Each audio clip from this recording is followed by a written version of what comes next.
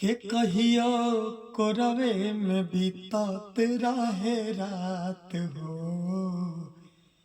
अब तू बनेलू अनजान के जब से गईलू बोलमुआ के साथ हो।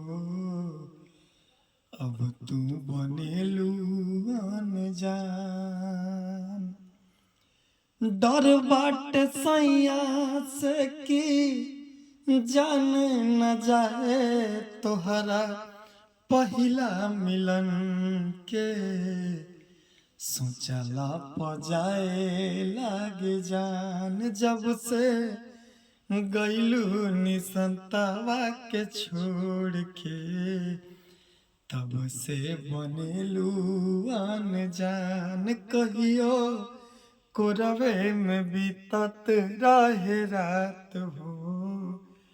अब तू बनेलू अनजान।